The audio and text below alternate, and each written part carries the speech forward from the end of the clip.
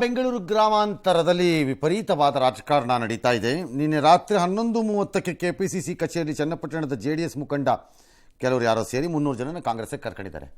ಈ 11:30 ಗಂಟೆಗೆಲ್ಲ ಕರ್ಕೊಂಬರೋದು ಏನು ಟೈಮ್ ಇಲ್ಲ ಅಂತ DK ಶಿವಕುಮಾರ್ ಹಂಗೆ ಮಾಡ್ತಾರೋ ಅಥವಾ ಆ ಟೈಮಲ್ಲಿ ಕರ್ಕೊಂಬರೋದು ಸುಲಭ ಅಂತಾನ? ಏನದು ಐಡಿಯಾ? ಯಾಕೆ ಅಷ್ಟೊತ್ತಲ್ಲಿ ಕರ್ಕೊಂಬಂದು ಸೇರಿಸೋದು ಏನೋ ಗೊತ್ತಿಲ್ಲ. ಇರಲಿ, ಇಟ್ಸ್ ಆಲ್ ರೈಟ್. ಅದಕ್ಕೇನು ಟೈಮ್ ಇಲ್ವಲ್ಲ, ಇಷ್ಟೊತ್ತಿಗೆ ಸೇರಿಸ್ಬೇಕು ಅಂತ ನಿಯಮ ಏನಿಲ್ವಲ್ಲ. ಬಟ್ KPCC ಅಧ್ಯಕ್ಷರೇ ಖುದ್ದು 11:30 ಸೇರಿಸ್ಕೊಳ್ತಾರೆ ಅಂತಂದರೆ ಹೇಗೆ? ಪಕ್ಷದ ಇಂಟ್ರೆಸ್ಟು. ಓಕೆ, ಈ ಸಂದರ್ಭದಲ್ಲಿ ಮಾತಾಡಿ ಕುಮಾರಸ್ವಾಮಿ ಟಾರ್ಗೆಟ್ ಮಾಡಿ ಎಲ್ಲ ಬಿಟ್ಬಿಟ್ಟು ಬರ್ತಾ ಇದ್ದಾರೆ JDSನ ನಮ್ಮ ಕಡೆಗೆ. ಇನ್ನೂ ಯಾರ್ಯಾರು ಬರ್ತೀರಾ ಬಂದ್ಬಿಡಿ, ನಾನು ಇದ್ದೀನಿ ಅಂತೆಲ್ಲ ಅವ್ರು ಹೇಳಿದ್ದಾರೆ. ಆಲ್ ರೈಟ್, ಬೇಕಿದ್ದವರು ಹೋಗ್ತಾರೆ, ಬೇಡದಿದ್ದವ್ರು ಹೋಗಲ್ಲ ಅಷ್ಟೇ.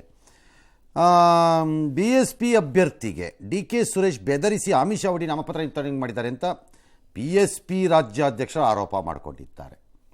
All right. ಒಂದು 300 ಜನಕ್ಕೂ ಹೆಚ್ಚು ಕಾರ್ಯಕರ್ತರು ಪಟ್ಟ ಕುಮಾರಸ್ವಾಮಿ ಅವರ ಬೆಂಬಲಿಗರವರೆಲ್ಲ ಅವರು ನಮ್ಮ ಪಕ್ಷನ ಸೇರ್ಪಡೆ ಆಗಿದ್ದಾರೆ. ನಿಮ್ಮ ಟೈಮ್ ವೇಸ್ಟ್ ಮಾಡ್ಕೋಬೇಡಿ, ನಿಮ್ಮ ಭವಿಷ್ಯ ಇಂಪಾರ್ಟೆಂಟ್. ಈಗ ನೋಡಿ, ನಿಮ್ಮನ್ನ ಬಿಟ್ಬಿಟ್ಟು ಈಗ ಕುಮಾರಸ್ವಾಮಿ ಅವರು ಮಂಡ್ಯಕ್ಕೆ ಹೋಗಿದ್ದಾರೆ. ಮಂಡ್ಯದಲ್ಲೂ ಗೆಲ್ಲೋದಿಲ್ಲ, ಅದು ಬೇರೆ ವಿಚಾರ.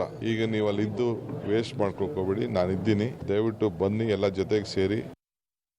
DK ಶಿವಕುಮಾರ್ ಅವರು ತಮ್ಮ ಭಯ ಇಡಿಸಿ ದುಡ್ಡು ಕಾಸಿಗೆ ಅವ್ರನ್ನ ಮಿಂಗಲ್ ಮಾಡಿ ದುಡ್ಡಿನ ಆಸೆಗೋಸ್ಕರ ಭಯ ಇಟ್ಟವ್ರನ್ನ ವಾಪಸ್ ತೆಗ್ಸವ್ರೆ. ಅಥವಾ ಫೋನ್ನಲ್ಲಿ ಮಾತ್ರ ಮಾತಾಡ್ತಾನೆ, ಕೈಗೆ ಸಿಗ್ತಾ ಇಲ್ಲ. ಖರೀದಿನೇ ಆಗಿದ್ದಾರೆ, ಖರೀದಿ ಇವ್ರು ಮಾಡಿಸೋರು ಭಯ ಇಟ್ಟು. ಚಿನ್ನಪ್ಪ ಎಲ್ಲ ಬಿಟ್ಬಿಡಿ, ಇವ್ರನ್ನ ಮಾತಾಡಕ್ ಹೋಗಲ್ಲ, ಮಾತಾಡೋ ಸ್ಥಿತಿಗಿಲ್ಲ ನನಗೆ ಅವರೆಲ್ಲ ಭಾಳ ತೊಂದರೆ ಕೊಟ್ಬಿಟ್ರು, ಹಾಗೆ ಮಾಡಿದ್ರು ಹೀಗೆ ಮಾಡಿದ್ರು ಅಂತ ಹೇಳ್ತಾನೆ. ಬಾರಯ್ಯ ಮಾತಾಡೋಣ ಅಲ್ರಪ್ಪ, ಆ ಥರ ಬಗ್ಗೋ ವ್ಯಕ್ತಿ ನೀವು ಯಾಕ್ರಪ್ಪ ಅಭ್ಯರ್ಥಿಯಾಗಿ ಆಯ್ಕೆ ಮಾಡಿದ್ರಿ? ಅವ್ರಿಗೆ ಗೊತ್ತಾಗಿಲ್ವೇನೋ ಅವ್ರಂಗೆ ಬಗ್ಗಬಹುದು ಅಂತ ಅಲ್ವೇ? All right. ಬಟ್ ಒಂದು ರಾಷ್ಟ್ರೀಯ ಪಕ್ಷಕ್ಕಿಂತ ಪರಿಸ್ಥಿತಿ ಯಾಕೆ ಬರುತ್ತೆ ಸರ್? ಬನ್ನಿ ಬನ್ನಿ ಅಂತ ಸೇರಿಸ್ಕೊಳ್ಳೋದು ತಪ್ಪೇನಿದೆ? ಒಳ್ಳೆ ಕತೆ ಆಯ್ತಲ್ಲ. ಏನು ರಾಷ್ಟ್ರೀಯ ಪಕ್ಷ ಆಗ್ಬಿಟ್ಟು ಬರಬಾಡಿ ಅಂತ ಕರಿಬೇಕಾಗತ್ತಾ? ಒಳ್ಳೆ ಕತೆ ಆಯ್ತಲ್ಲ. ಹಾಗಾದ್ರೆ BJP ಸೇರಿಸಿಲ್ವಾ ಯಾರನ್ನೂ? ಅಲ್ಲ, ಅವ್ರ ಪಕ್ಷ ಇರಲ್ಲ. BJP ಅವರು ನಿಮ್ಗೆ ಯಾರು ಬೇಕೋ ಅವ್ರು ಬನ್ನಿ ಕಾಂಗ್ರೆಸ್ ಬಿಟ್ಬಿಟ್ಟು ಅಂತೆಲ್ಲ ಹೇಳಿಲ್ವಾ? ಹಂಗಾರೆ ಒಳ್ಳೆ ಕತೆ ಆಯ್ತಲ್ಲ. ಏನು ರಾಷ್ಟ್ರೀಯ ಪಕ್ಷ ಆಗ್ಬಿಟ್ರೆ ನಿಮ್ದು ಒಳ್ಳೆ ಕ್ವಶನ್ ಆಯ್ತಲ್ರಿ. ರಾಷ್ಟ್ರೀಯ ಪಕ್ಷ ಆಗ್ಬಿಟ್ರೆ ಏನು ಡೊನಾಲ್ಡ್ ಟ್ರಂಪ್ ಕರ್ಕೊಂಬರ್ಬೇಕು ಹಂಗಾರ ಅವರು? ಅಲ್ಲ ಸರ್, ಇಲ್ಲಿವರೆಗೂ ಅವರು ಯಾರು ಬೇಕಿಲ್ಲ ಅನ್ನೋ ರೀತಿಯ ದಾಟಿ ಮಾತನಾಡ್ತಿದ್ರು. ಈಗ ಬರೋರೆಲ್ಲ ಬನ್ನಿ ಹಿಂದೆ ಹೇಳಿದ್ರಲ್ಲ. ಯಾವಾಗಲೂ ಹೇಳಿಲ್ಲ DK ಶಿವಕುಮಾರ್, ಯಾವಾಗಲೂ ಅವ್ರು ಬನ್ನಿ ಅಂತಾನೆ ಹೇಳಿರೋದು. ಅವ್ರು ಹೇಳೇ ಇಲ್ಲ.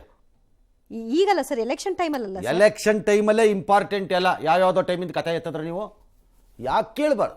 C, that is controlled by there parties. ನಮಗೆ ಯಾಕೆ ಆ ಚಿಂತೆ? ಜನ ನಿಮ್ಗೇನು ಬೇಕೋ ತೀರ್ಮಾನ ಮಾಡ್ಕೊಳ್ಳಿ. X ಓದ್ನೋ, Y ಬನ್ನೋ, Z ಓದ್ನೋ, B ಬನ್ನೋ, ನೀವು ತೀರ್ಮಾನ ಮಾಡ್ಕೊಳ್ಳಿ. That's all.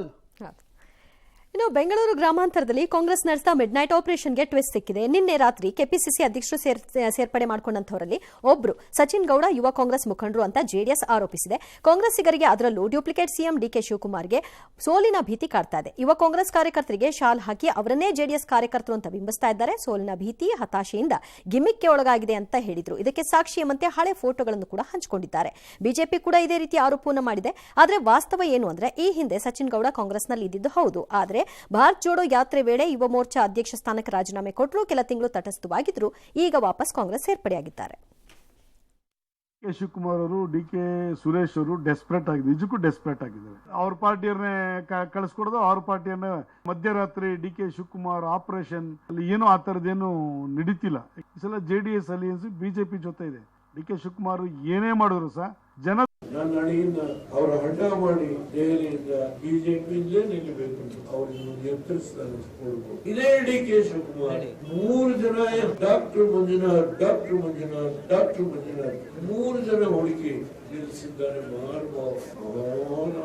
DK ಶಿವಕುಮಾರ್ ಅಂತ ನಾಯಕ ಒಪ್ಪಿಗೆ. All right. ಬಟ್ ನನ್ನ ಅನುಭವದಲ್ಲಿ ಒಂದನ್ನು ಹೇಳಬಿಡ್ತೀನಿ ಅಷ್ಟೇ. ನಾನು ಭಾಳ ಸರಿ ಬಾರ್ಡರ್ನಲ್ಲಿ ಇದ್ದಾಗ ಈ ರೀತಿ ಕೆಲವು ನಾಯಕರುಗಳು ನಿಜವಾಗ್ಲೂ ಪವರ್ಫುಲ್ ಆಗಿದ್ದವ್ರು ಬಂದು ಸೇರ್ಕೊಂಡ್ರೆ ಸಣ್ಣ ಪುಟ್ಟ ಲಾಭಗಳಾಗತ್ತೆ, ಆಗಲ್ಲ ಅಂತಲ್ಲ. ಲೋಕಸಭಾ ಲೆಕ್ಕಾಚಾರದಲ್ಲಿ ಆ ಲಾಭಗಳು ಕಡಿಮೆ, ಬಿಕಾಸ್ ದಿ ಓಟ್ಗಳು ತುಂಬ ಜಾಸ್ತಿ ಇರುತ್ತೆ. ಕಾರ್ಪೊರೇಷನ್ನು, ಅಸೆಂಬ್ಲಿನಲ್ಲಿ ಇದರ ಎಫೆಕ್ಟ್ಗಳು ಜಾಸ್ತಿ ಇರುತ್ತೆ. ಎರಡನೇದು, ಕೆಲವೊಮ್ಮೆ ಇಡೀ ಸರ್ಕಾರ, ಇಡೀ ಪಕ್ಷ, ಪ್ರತಿಪಕ್ಷದಲ್ಲಿ ಇರೋರ್ನೆಲ್ಲ ಗುಡಿಸಿ ಎತ್ತಾಕೊಂಡ್ಬಂದ್ಬಿಟ್ಟಿರ್ತಾರೆ ಒಂದು ಸೈಡ್ಗೆ. ಗುಡಿಸಿರ್ತಾರೆ, ಆಯ್ಕೊಂಡು ಬಂದಿರಲ್ಲ, ಕಂಪ್ಲೀಟ್ ಆಗಿ ಗುಡಿಸ್ಕೊಂಡೇ ಬಂದ್ಬಿಟ್ಟಿರ್ತಾರೆ. ಆದರೂ ಆ ಅಭ್ಯರ್ಥಿಗಳು ಸೋತೋಗ್ಬಿಡ್ತಾರೆ, ಕೆಲಸ ಮಾಡಲ್ಲ, ನಿರೀಕ್ಷೆ ಮಾಡಿದ ರೀತಿಯಲ್ಲಿ ವರ್ಕ್ ಆಗಲ್ಲ, ಸೋತೋಗ್ಬಿಡ್ತಾರೆ ಅವ್ರುಗಳು. ಏನಕ್ಕೆ ಹಾಗಾಗತ್ತೆ? ತಳಮಟ್ಟದಲ್ಲಿ ಜನ ತಮ್ಮದೇ ಯಾವುದೇ ಕಾರಣಗಳಿಗೆ ಅಭ್ಯರ್ಥಿಗಳ ಮೇಲೆ ನಿರ್ಧಾರಕ್ಕೆ ಬಂದುಬಿಟ್ಟಿದ್ದರೆ ಆಗ ಯಾವುದೇ ಈ ರೀತಿಯ ಮೈನರ್ ಅಡ್ಜಸ್ಟ್ಮೆಂಟ್ಗಳು ಕೆಲಸ ಮಾಡಲ್ಲ. Okay, it has to be strong ವೇನಲ್ಲಿ ಬಂದಿದ್ದರೆ. ಅದರಲ್ಲೂ ಲೋಕಸಭಾ ಚುನಾವಣೆಗಳಲ್ಲಿ ಪರಿಣಾಮಗಳು ಕಡಿಮೆ, ಬಟ್ ಅದೊಂದು ಕಾನ್ಫಿಡೆನ್ಸ್ ಕೊಡುತ್ತೆ ಅಭ್ಯರ್ಥಿಗಳಿಗೆ.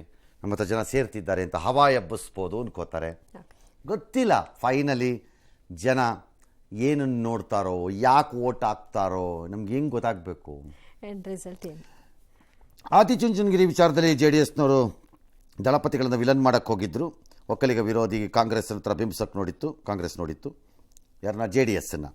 ಈಗ ದೋಸ್ತಿಗಳು ಇವತ್ತು ಆಯ್ತು ರೀ, ಶಾಸಕರನ್ನ BJPಗೆ ಕಳಿಸಿ ಕುಮಾರಸ್ವಾಮಿ ಸರ್ಕಾರ ಪತನ ಮಾಡಿದ್ದು ಯಾರು ಅಂತ. ಓ, ಪ್ರಶ್ನೆಗಳಾ? I C. ಉತ್ತರನೂ ಕೊಟ್ಟಿದ್ದಾರೆ. ಆಮೇಲೆ HDD ಮತ್ತು ನಿಖಿಲ್ ಸೋಲಿಸಿ ಬೆನ್ನಿಗೆ ಚೂರಿ ಹಾಕಿದ್ದವ್ರು ಯಾರು, ಫೋನ್ ಟ್ಯಾಪಿಂಗ್ ಮಾಡಿದ್ಯಾರು, ಚುಂಚನಗಿರಿ ಮಠ ವಿಭಜಿಸಬೇಕು ಅಂತ ಕುಮಾರಸ್ವಾಮಿನ ಪ್ರಚೋದಿಸಿದ್ದು ಯಾರು? ಪ್ರಚೋದನೆ ಯಾರೇನು ಬೇಕಾದ್ರೂ ಮಾಡ್ಕೋಬೋದು, ಅವ್ರು ಯಾಕೆ ಪ್ರಚೋದನೆ ಒಳಗಾಗಬೇಕಾಗಿತ್ತು ಹಂಗಾರಾಗ? ಏನು ಜಾತಿ ವಿರೋಧಿನ ಜಾತಿ ಗಣತಿಯನ್ನು ಆದಿಚುಂಚನಗಿರಿಗಳು ವಿರೋಧ ಮಾಡಿದ್ರು, ಜಾರಿಗೆ ತರ ಹೊರಟಿರೋರು ಯಾರು ಅಂತೆಲ್ಲ ಇವ್ರದ್ದು ಪ್ರಶ್ನೆ. ಅದಕ್ಕೆ MB ಪಾಟೀಲ್ ನಾನು ಲಿಂಗಾಯತ ಸಮಿತಿಲಿ ಇದ್ದೆ, ಹೋರಾಟ ಸಮಿತಿಲಿ, ದಾವಣಗೆರೆಯಲ್ಲಿ ಏನು ನಿರ್ಣಯ ತಗೊಂಡ್ರು, ಅಲ್ಲಿ ಕಾಲಮ್ನಲ್ಲಿ ಧರ್ಮದ ಕಾಲಮ್ನಲ್ಲಿ ವೀರಶೈವ ಲಿಂಗಾಯತ ಬರ್ಸಿ ಅಂತ ನಿರ್ಣಯ ತಗೊಳ್ಳಿಲ್ವಾ ಅಂತೆಲ್ಲ ಅವರೇನೋ ಕೇಳಿದ್ದಾರೆ. ಸರಿ, ಆಯಾಯ ಜಾತಿಯ ನಾಯಕರುಗಳು ಆಯಾಯ ಪಕ್ಷದವ್ರು ಹೇಳಿರ್ತಾರೆ, commander in chief of this caste. Okay, ಈಗ lieutenant colonel, commander, eastern command, western command ಅಂತೆಲ್ಲ ಇದೆ ನಮ್ಮ ಆರ್ಮಿಗಳಲ್ಲಿ, ಹೆಡ್ಸ್ ಇರ್ತಾರೆ. ಆ ಥರ ಇಲ್ಲೂ ಪಕ್ಷಗಳು ನಿಯೋಜಿಸ್ತಾರೆ. Commander in chief Lingayat, commander in chief ಇದು ಲೆಫ್ಟಿನೆಂಟ್ ಕರ್ನಲ್, ಕ್ಯಾಪ್ಟನ್ ಅಂತ ಹಾಕಿರ್ತಾರೆ. ಅದಕ್ಕೆ ತಕ್ಕಂತೆ ಅವ್ರವ್ರು ಮಾತಾಡ್ತಾ ಇರ್ತಾರೆ ಅಷ್ಟೇ. ಸರ್ಕಾರನ ಬೀಳಿಸಿದವರು ಬಿಜೆಪಿಯವರು. ನಾನೇ ನೋಡಿದ್ರಲ್ಲ, ಫ್ಲೈಟ್ ಅಲ್ಲಿ ಕರ್ಕೊಂಡು ಹೋಗಿದ್ದು ನಾನೇ, ಫ್ಲೈಟ್ ಹತ್ತಿಸಿದ್ದು ನಾನೇ, ಕಳಿಸ್ತವ್ರು ಯಾರು? ಕೂತ್ಕೊಂಡು ಪ್ಲಾನ್ ಮಾಡಿದ್ದಲ್ಲಿ ಸಿದ್ಧವನದಲ್ಲಿ ಹೋಗಿದ್ರಲ್ಲ ರೆಸ್ಟ್ ತಗೊಳಕ್ಕೆ, ಪ್ಲಾನ್ ಮಾಡಿದ್ದೆ ಯಾರು? ಅದೇ ಸಿದ್ದರಾಮಯ್ಯನವ್ರದೇ. ನಿಖಿಲ್ ಕುಮಾರಸ್ವಾಮಿ ಅವ್ರನ್ನ ಸೋಲ್ಸಿದ್ದು ನಾವೇ ಅಂತ ಸಿದ್ದರಾಮಯ್ಯನವರ ಭಾಷಣದಲ್ಲಿ ಹೇಳಿದ್ರು. ಕೂತ್ಕೊಂಡು ಬೆನ್ನುಗೆ ಚೂರಿ ಹಾಕಿದವ್ರು ಯಾರಾದ್ರೂ ಇದ್ರೆ ಅದು ಕಾಂಗ್ರೆಸ್ ಅವರು, ನಾವಲ್ಲ. ದೇವೇಗೌಡರಿಗೆ ಯಾರು ಚೂರಿ ಹಾಕಿದ್ದು? ಪ್ರಧಾನಮಂತ್ರಿ ಆಗಿದ್ದಾಗ. ಇದೇ ಕಾಂಗ್ರೆಸ್ ಅವ್ರು ತಾನೆ. ಟ್ಯಾಪ್ ಮಾಡಿದವ್ರು ಯಾರು? 100% ಕಾಂಗ್ರೆಸ್ ಕೈವಾಡನೆ ಇದೆ. ಆದಿಚುಂಚನಗಿರಿ ಮಠ ಮಾಡಿಸ್ಬೇಕು ಅಂತ ಪ್ರಯತ್ನ ಮಾಡಿದ್ರು ಯಾರಪ್ಪ? ಬಾ, ಭೈರವೇಶ್ವರ ಸನ್ನಿಧಿ ನಾನು ಬರ್ತೀನಿ, ಯಾರು ಬೇಡ, ಪ್ರಮಾಣ ಮಾಡ್ಬಿಡು ಅಷ್ಟೇ. ನೀನು ಮಾಗಡಿ ಬಾಲಕೃಷ್ಣ ಇಬ್ರು ಅವತ್ತು ಇಡೀ ಕುಮಾರಣ್ಣ ಟೆಂಪ್ ಮಾಡಿ ಇಲ್ಲದ ಹೇಳಿಸಿ ಯಾವ್ದೋ ಪುಂಡಾಟಿಕೆ ಮಾತುಗಳನ್ನ ಹೇಳಿದ್ರೆ ಬರೀ ಕೆರಗೋಡ ಭಾಗದಲ್ಲೂ ಅಡ್ಡಾಕತ್ತ ಇಲ್ಲ, ಇಡೀ ಜಿಲ್ಲೆಯಲ್ಲಿ ಅಡ್ಡಾಕತ್ತಾರೆ. ಚಲಸ್ವಾಮಿ ನಿನ್ನ ಎಲ್ಲ ಗೌರವ ಅಲ್ಲ. ದೇಶ ಆಳದಂತ ಒಬ್ಬ ಮಾಜಿ ಪ್ರಧಾನ ಮಂತ್ರಿ ನಿರ್ಮಲಾನಂದ ಸ್ವಾಮೀಜಿ ಅವರು ಈ ಜಾತಿ ಗಣತಿ ಅನ್ನೋದು ಅವೈಜ್ಞಾನಿಕವಾಗಿದೆ, ಸರಿಯಾಗಿ ಜಾತಿ ಗಣತಿ ಆಗಿಲ್ಲ. ಹೊರದಿನ ಕೊನೆಗೆ ನಿಮಗೆ ಅದನ್ನ ಅಕ್ಸೆಪ್ಟ್ ಮಾಡ್ಕೊಳ್ತೀರಲ್ಲ, ಅವಾಗ ನಿಮಗೆ ಒಕ್ಕಲಿಗರ ಸ್ವಾಮೀಜಿ ಅವರಿಗೆ ಗೌರವ ಕೊಡ್ಬೇಕು ಅಂತ ಹೇಳಿ ನಿಮಗೆ ಒಂದು ಕನಿಷ್ಠ ಸೌಜನ್ಯ ಇಲ್ಲದಾಗಾಯ್ತಲ್ಲ. ಇವತ್ತು ಯಾಕೆ ಒಕ್ಕಲಿಗರ ಬಗ್ಗೆ ಮಾತಾಡ್ತೀರಿ? ನಿಮ್ಮ ಪಕ್ಷಕ್ಕೆ 135 ಸೀಟ್ ಗೆಲ್ಲಿಸಿ ತರೋದ್ರಲ್ಲಿ. ನಾನು ಕೂಡ ಲಿಂಗಾಯತ್ ಹೋರಾಟ ಸಮಿತಿಯಲ್ಲಿ ಒಂದು ಮುಂಚೂಣಿದಂತವನು. ಅವಾಗ ಹಿಂದೂ ಧರ್ಮವನ್ನು ಹೊಡೆದಿದ್ದಾರ ಅಂತ ಹೇಳಿದ್ರು. ಈಗ ವಿಜೇಂದ್ರ ಅವ್ರ ತಂದೆಯವರು ಮತ್ತು ಅನೇಕ ಜಗದ್ಗುರುಗಳು ಮೊನ್ನೆ ವೀರಶೈವ ಮಹಾಸಭಾ ನಡೀತಲ್ಲ ದಾವಣಗೆರೆದಾಗ, ಏನ್ ನಿರ್ಣಯ ತಗೊಂಡ್ರು? ಧರ್ಮದ ಕಾಲಂನಲ್ಲಿ ಲಿಂಗಾಯತ ಅಥವಾ ವೀರಶೈವ ಬರ್ಸಿ ಅಂತ ಹೇಳಿ. ಅವಾಗ MB ಪಾಟೀಲ್ ಮತ್ತು ಜಾಮದಾರ್ ಅವರು, ವಿನಯ್ ಕುಲಕರ್ಣಿ ಅವರು ಹೇಳಿದಾಗ ಧರ್ಮ ಹೊಡೆದ್ರು ಅಂತ. ಈಗ ಮತ್ತೆ ಶ್ರೀಶೈಲ ಜಗದ್ಗುರುಗಳು ಕೂಡ ಅಲ್ಲಿ ಇದ್ರು, ಇನ್ನಿದ್ರು ಎಲ್ಲರೂ ಕೂಡ ಅಲ್ಲಿ ಇದ್ರು. ಈಗ ಯಾಕೆ ಸುಮ್ಮನೆ ಕೂತಿದ್ರಿ? ನೀವು ಯಾಕೆ ಮಾಡಿದ್ರಿ? ಒಬ್ರಿಗೊಬ್ರು ಸವಾಲ್ ಹಾಕೋದೇ ಅಷ್ಟೇ. ಎಸ್. ಇನ್ನು ಲೋಕಸಭಾ ಚುನಾವಣೆ ಮುಗಿದ ಮೇಲೆ ರಾಜ್ಯ ಕಾಂಗ್ರೆಸ್ ಸರ್ಕಾರ ಪತನ ಆಗಲಿದೆ ಅಂತ ಆಗಾಗ ವಿಪಕ್ಷಗಳು ಹೇಳ್ತಾ ಇರುತ್ತೆ. ಇದೀಗ ಮಾಜಿ ಪ್ರಧಾನಿ ದೇವೇಗೌಡರು, ಕುಮಾರಸ್ವಾಮಿ, ಸಿಟಿ ರವಿ ಕೂಡ ಅದೇ ಅರ್ಥದ ಹೇಳಿಕೆಯನ್ನು ಕೊಟ್ಟಿದ್ದಾರೆ.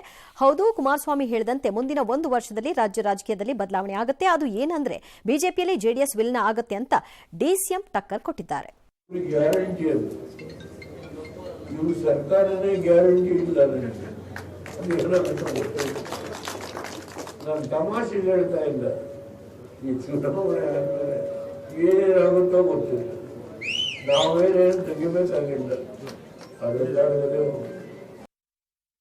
ನಾವೇನು ಮಾಡಲ್ಲ, ಏನ್ ಬೇಕಾದ್ರೂ ಆಗ್ಬೋದು ರಾಜಕಾರಣದಲ್ಲಿ. ರಾಜಕಾರಣ ನಿಂತ ನೀರಲ್ಲ. ಹೌದು, ಖಂಡಿತ ರಾಜಕೀಯ ಬದಲಾವಣೆ ಆಗ್ತದೆ. BJP ಪಾರ್ಟಿ ಅವ್ರನ್ನ ಪಾರ್ಟಿಯಿಂದ ತೆಗಿತಾರೆ, ಅವ್ರ ಅಲಯನ್ಸ್ ಹೋಗ್ತದೆ, ಇಲ್ಲಾಂದ್ರೆ ದಳ BJPಗೆ ಮರ್ಜ್ ಆಗ್ತದೆ. ಅದು ಅವ್ರ ಪಾರ್ಟಿ ಬದಲಾವಣೆ. ಕರೆಕ್ಟ್, ಅವ್ರು ಹೇಳ್ತಾ ಇರೋದು. ಏನು ನನಗೆ ಎರಡೂ ಒಪ್ಪಿಗೆ ಇಲ್ಲ. ಯಾಕೆಂದರೆ ಕಾಂಗ್ರೆಸ್ ಸರ್ಕಾರ 135 ಇರೋದನ್ನು ತೆಗೆಯೋದಷ್ಟು ಸುಲಭ ಅಂತ ಯಾರು ಪರಿಭಾವಿಸಿದರೆ ಅವರು ರಾಂಗು. ಅಷ್ಟು ಸುಲಭ ಅಲ್ಲ ಅದು. ಅದು ಜೋಕಲ್ಲ. 10-12 ಗ್ಯಾಪ್ ತೆಗೆದಂಗೆ ಅಲ್ಲ ಅದು. ನಂಬರ್ 2, ಬದಲಾಗುತ್ತೆ, JDS ಪಕ್ಷನ ವಿಲೀನ ಆಗಿಬಿಡುತ್ತೆ ಅಂತ. ಆಗಲಿ ಬಿಡ್ರಿ, DCM ಯಾಕೆ ಚಿಂತನೆ? 2 ಪಾರ್ಟಿ ಫೈಟಿಂಗ್ ಸ್ಟಾರ್ಟ್ ಆಗುತ್ತೆ ಕರ್ನಾಟಕದಲ್ಲಿ. ಈಗಾಗಲೇ ಶುರು ಮಾಡಿದ್ರೆ ಅಂತ. ಹಾಗಾಗಿ ಓಕೆ.